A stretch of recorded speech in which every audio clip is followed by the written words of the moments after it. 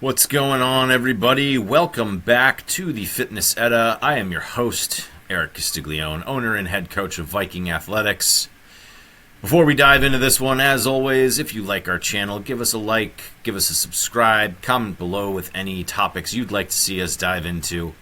I was going to do this one last week, and then with the confirmation of now Secretary Robert F. Kennedy Jr., I decided to do one on critical thinking in the health and wellness space because, let's be honest, we're going to need it. This is another one of his topics that he likes to blame for our obesity epidemic. And if you have ever talked to anyone that follows the carnivore diet, they demonize seed oils as well. Basically, they've just been getting raked over the coals a lot in the fitfluencer space. So we're going to dive in and talk about them. We want to know, what are they? Why people use them? We'll dive into some of the claims against them. I'll present the claims, and then we're going to dig into those claims and figure out what's really going on. And then we'll end with a verdict. This should be a pretty quick one. Been going well over 20 minutes. I imagine this one will be hopefully 10 minutes or less. It's pretty straightforward. First off, what are seed oils? If you've ever cooked with veggie oil, it's just called vegetable oil. Seed oils are a subset that is derived from the seeds of plants rather than the flesh.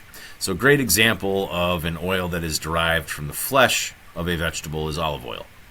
You crush the actual olives and extract the oil that comes out, whereas seed oils you extract from the seeds themselves. Coconut oil is a unique case.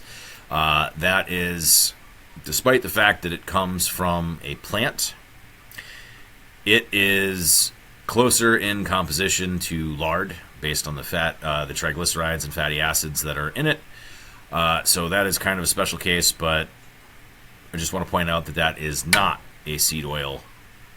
Examples of seed oils include sesame oil, canola oil, flaxseed oil, grapeseed oil, sunflower oil. I'm sure there are plenty of others.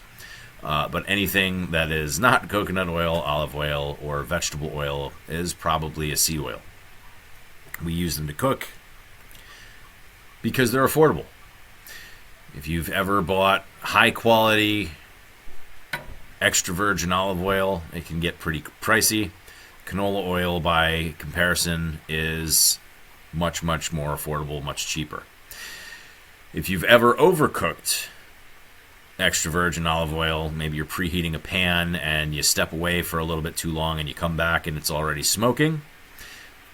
Vegetable oils have a pretty low smoke point.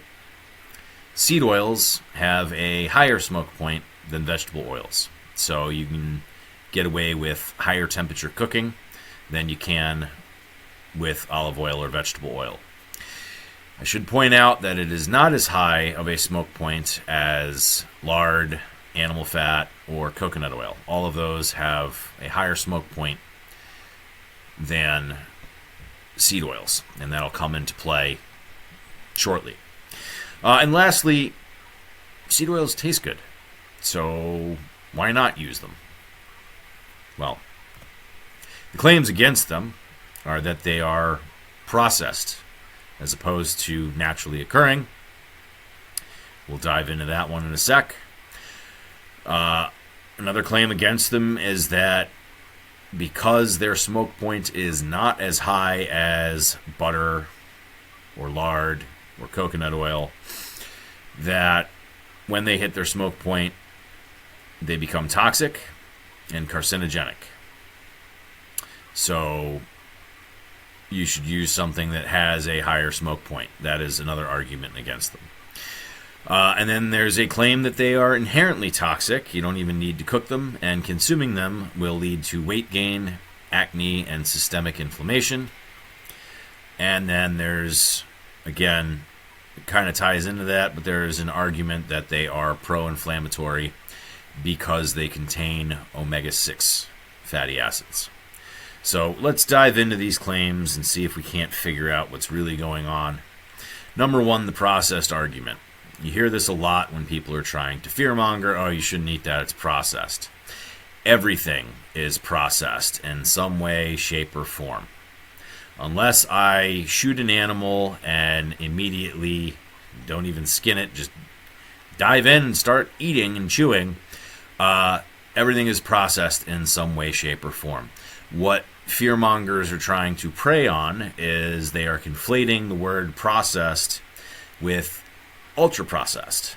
And those are the foods that are hyper-palatable and devoid of nutrients and very, very high in calories. So by conflating the word processed with ultra-processed, it leads to the fear that these are bad for you. Don't fall into that trap. Everything is processed in some way, shape, or form. Even just rinsing off a piece of fruit before you eat it, that's processing. Grinding flour into meal. Grinding wheat or corn or other grains into flour or into meal is a form of processing. Cooking is a form of processing. Everything is processed. The argument that they release toxins during cooking, yeah, they do become carcinogenic if you reach that smoke point. So, don't reach the smoke point. Cook with appropriate temperatures. Again, they're already better for high heat than vegetable oils. So, just beware of that. And if you need to cook something at a very high heat, like you're going to be searing a piece of meat, probably better to do that in butter anyway. Higher smoke point. The argument that they are inherently toxic and lead to weight gain and acne and systemic inflammation. As with everything, the dose makes the poison. If you sit there and chug seed oil, you will very likely be in a caloric surplus, and all of those effects now come into play. Yes, if I'm in a caloric surplus, I'm going to gain weight. That's not unique to seed oils. That is true of anything. Because the seed oils are a fat, they're a source of fat, and fat is most easily, of all the macronutrients, converted into adipose tissue. That's where that argument comes from. Hey, you're overeating in general, so now this source of fat becomes the body fat that you're storing. It's not a claim that's unique to seed oils. They just use it to fearmonger. As long as you're eating in a isocaloric situation, or if you're in a caloric deficit, you're going to be just fine. And again, this brings up the argument of the types of fats that are in animal products versus seed oils. We'll get to omega-6s in a minute. But in general, it's an argument between saturated fats and monounsaturated or polyunsaturated fats. Seed oils are the latter, and butter and animal products, and actually this is why I said coconut oil doesn't fall into either category. Coconut oil is high in saturated fats. The argument that the carnivore community makes is that saturated fats are better for your liver because there's a study to back up pretty much everything. The problem is you need to look at multiple studies. This is why meta-analyses come into play. And you have to look into what is actually studied and the type of study. A lot of nutritional studies are self-reported and not equated for calories. So in the studies that the carnivore community likes to cite, the people that had issues with their livers because they were consuming seed oils were eating in a caloric surplus.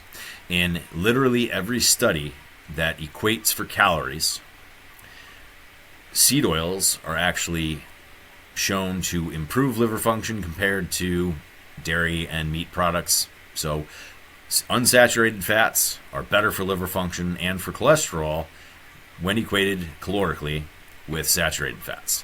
So it's actually the opposite of what seed oil critics are claiming.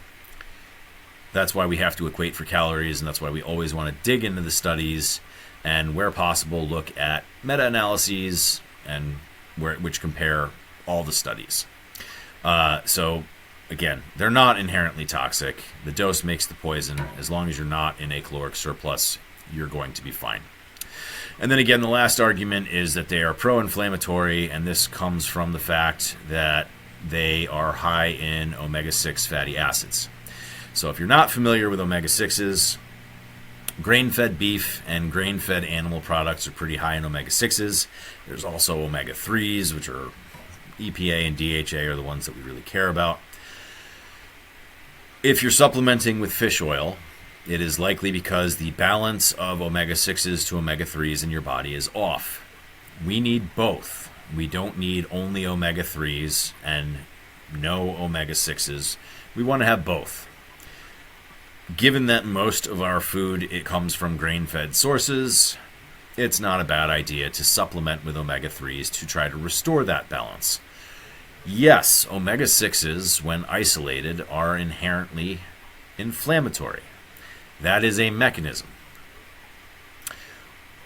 Outcomes are the culmination of thousands of mechanisms going on in the body.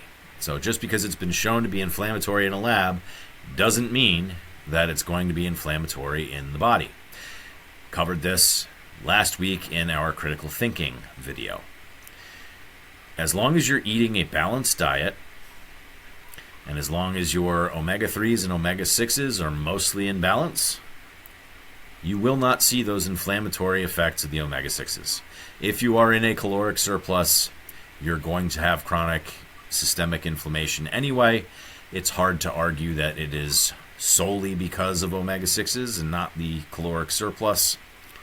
But that's what people do, is they take a mechanism and they use it to fearmonger because now they have science to back them up. This is where critical thinking comes into play. So what is the overall verdict here? Eat a diet rich in whole foods, fruits, veggies, lean protein, starchy carbs. You'll naturally have your omega-3s and omega-6s in balance. You won't be in a caloric surplus.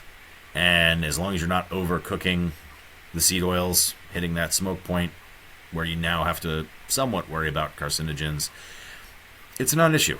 It's really not bad. Similarly, if you prefer butter instead of oils, go for it. As long as you are eating a balanced diet and you are not chronically in a caloric surplus, you're going to be fine. None of this stuff is inherently better than the other. The key is the overall picture.